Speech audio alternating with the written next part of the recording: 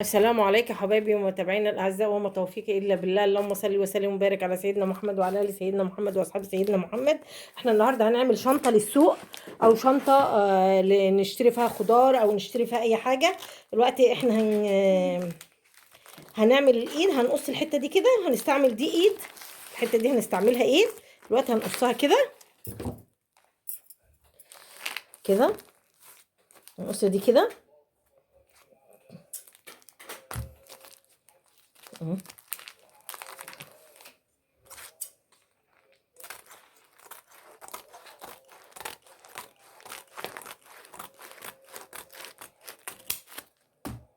وهنقص دي اتنين كده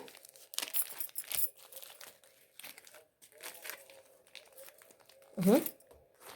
دي هنعملها ايد الشنطه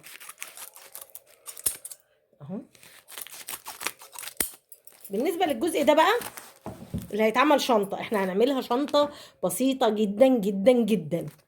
احنا هنشتغل فيه، هنجيب فيها خضار، هنجيب فيها حاجات بسيطه.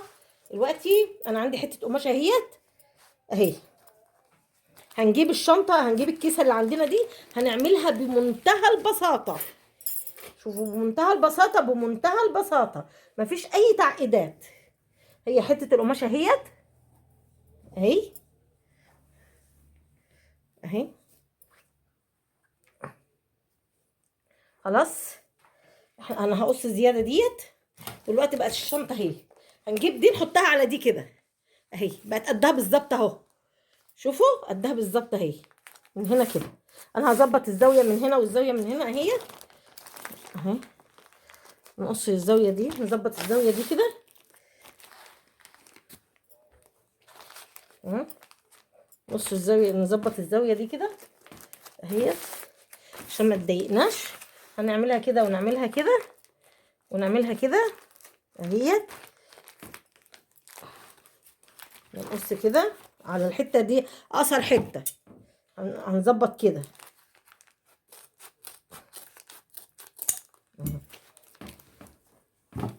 اهيت.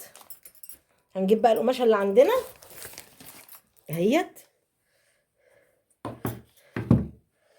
وهنظبطها برضو على قد المقاس اللي عندنا اهو. وهنحط عليها الشنطه دي كده.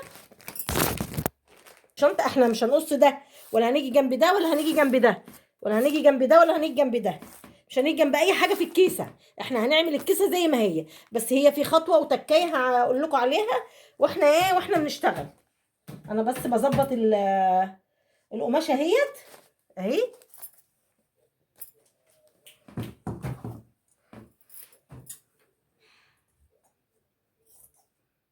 اهو.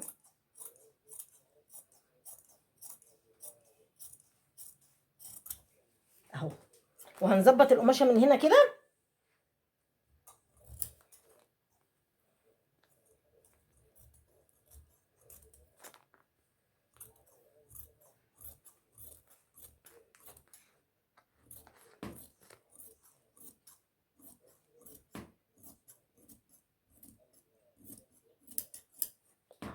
دلوقتي بقت القماشه اهي، على بال ما نخيط الجنب ده كده، من خيط الجنب ده كده اهي مظبوط عليها اهي. هنخيط اللي تحت ده كده، هنخيط اللي تحت ده كده، وهنخيط ده كده اهو.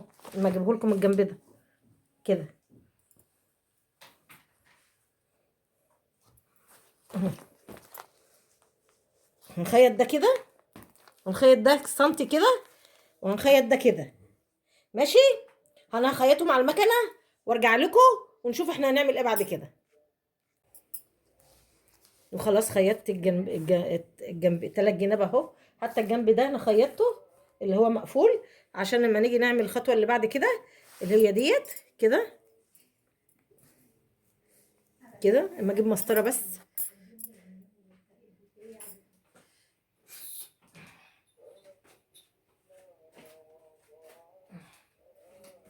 وقلم. احنا خلاص عملنا اهو، عملت اهو خلاص الزوايا دي، الثلاث زوايا دي، وعلى قد الكيس اهو. اما نحط الكيس اما نحط الكيس عليه اهو اهو، على قد اهو. الحته اللي فوق ده هتتنى، والحته اللي تحت دي دلوقتي تشوفوا احنا هنعمل فيها ايه. دلوقتي احنا هنعمل خط كده. هندبس دي في دي الاول كده. هندبس دي في دي كده الاول كده، دبوس كده.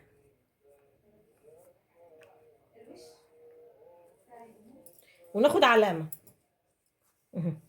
عشان هنعمل الزاوية دي هنقصها بس بعد الخياطة. ودي مسطرة اهيت اهو.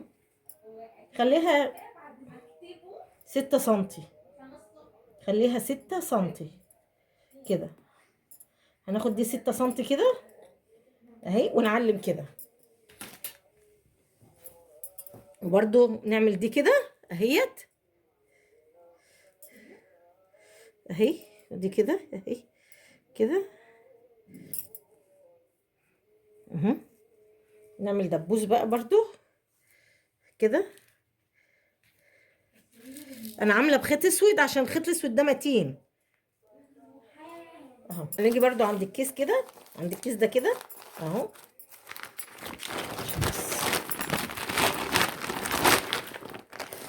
برضو هنعمل كده 6 سنتي وهخيطها على المكنه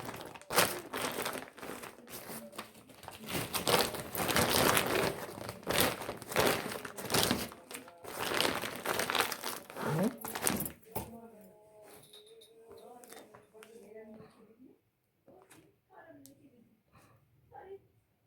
كده اهيت.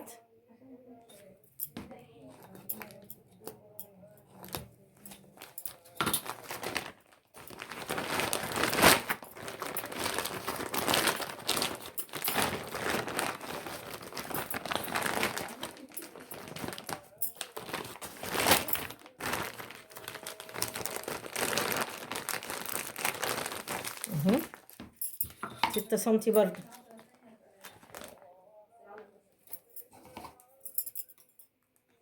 6 سنتي كده من هنا لهنا.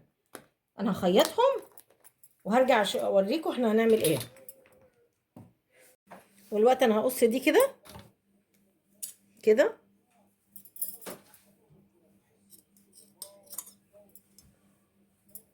وهقص دي كده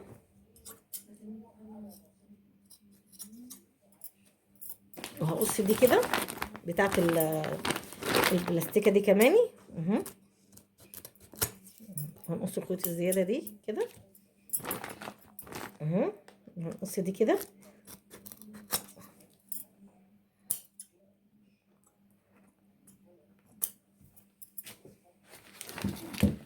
وهنقلب دي كده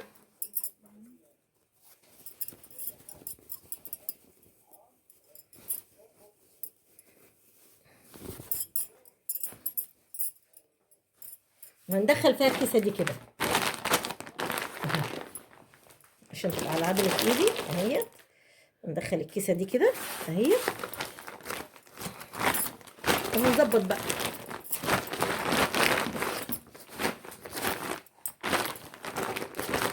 البوزه على البوزه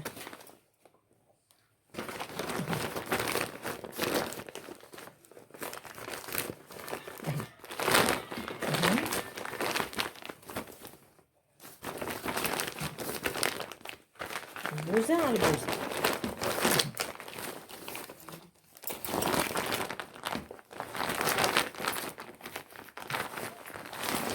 خلاص خلاص كده. هنيجي بقى لهنا كده. خلاص دي اسهل طريقه للشنطه، اسهل طريقه اهي. هنيجي لهنا بقى كده. عندنا حته قماشه، اي حته قماشه، ويا ريت تكون ايه بتتمط شويه ماشي. هنخيطها في ده وده كده، نخيطهم في ده كده اهي كده اهو. وهنقلب ده على ده كده. اما اعملها لكم صح اهي. دي هنتنها كده،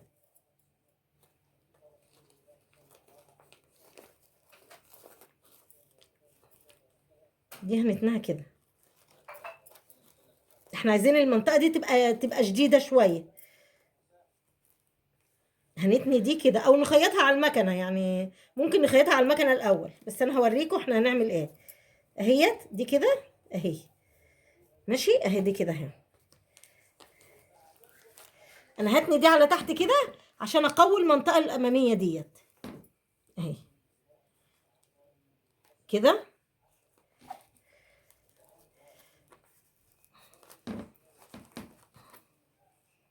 كده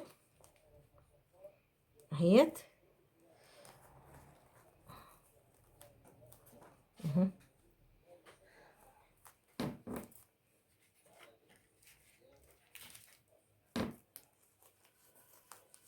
وبعدين هقوم قلبه دي على قدام كده، تبقى الفريز رفيع كده. يبقى احنا كده عملنا الشنطه باسهل طريقه. يبقى احنا عملنا كده اهو، رجعنا عملنا دي كده اهي عشان دي مش موروبه، فايه بس القماشه بتمط، فاحنا استغلينا المطه بدل الوربه. لكن لو قماشه ناشفه يبقى لازم تبقى موروبه اهي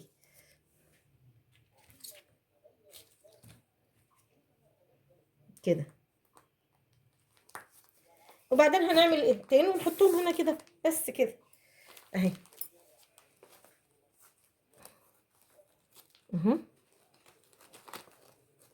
انت لو مش عايزه تتني التانية دي، التانية دي مش مهم، انا بس بتنيها عشان هبرسل تقوي الشنطه من فوق، لان دي هتبقى شنطه المهام الصعبه، دي هيتحط فيها حاجات تقيله اهي. وبعدين نتني دي كده على قدام كده اهو.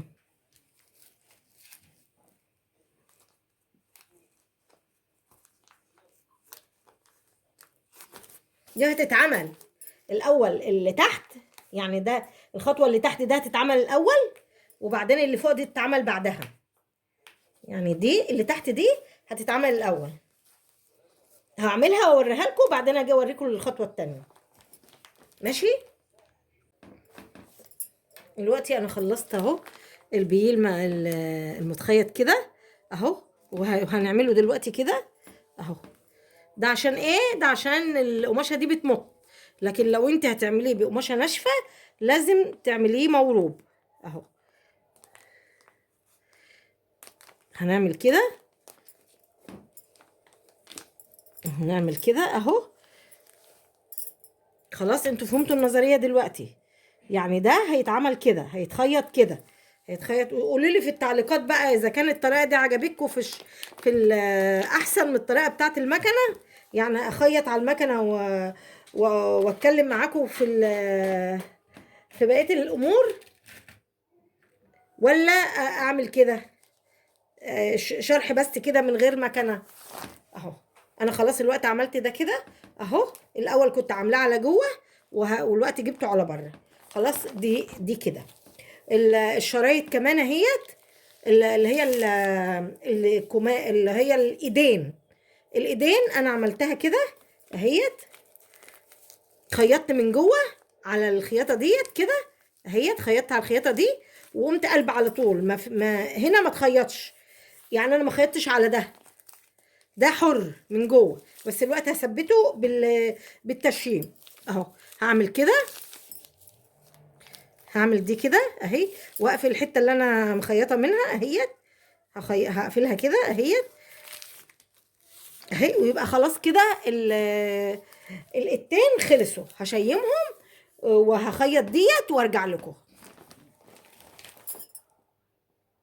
والوقت خلاص عملت الدراع اهو، قفلت الجنب وقفلت ده كمان اهو، خليته كده كده كده عشان تبقى جامده، لان انا اشتغل فيها حاجه فيها حديد. وهنيجي هنا هنعلم كده من هنا كده لغايه هنا كده 10 سنتي كده، وهنعلم برضو اهو كده من هنا كده لهنا كده 10 سنتي كده، وهنعلم برضو من هنا كده لهنا كده 10 سنتي كده اهو. وهنحط دي كده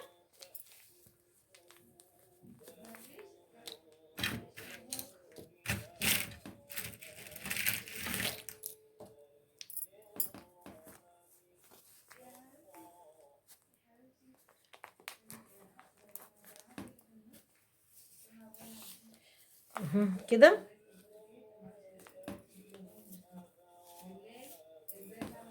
اهي العلامه اللي انا معلماها اهي.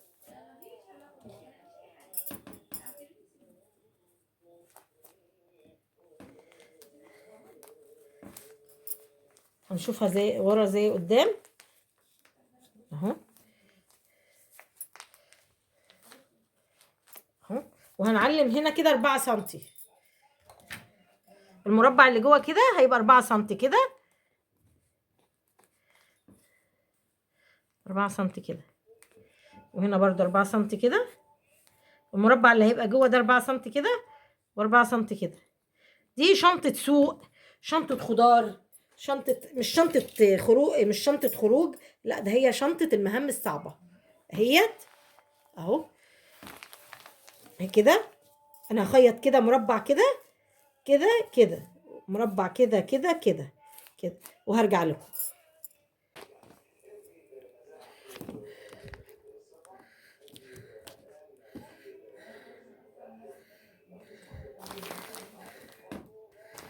والشنطة اهيت، الشنطة اهي اهي، شوفوا طويلة ازاي.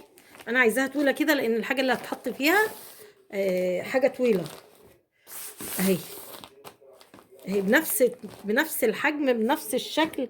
الكيس ما عملناش فيه اي حاجة غير ان احنا عملنا البوزة دي بس علشان تشتري الحاجة اللي احنا هنحطها فيها. وهي لما احط فيها الحاجة بقى اللي هجيبها ان شاء الله اوريها لكم.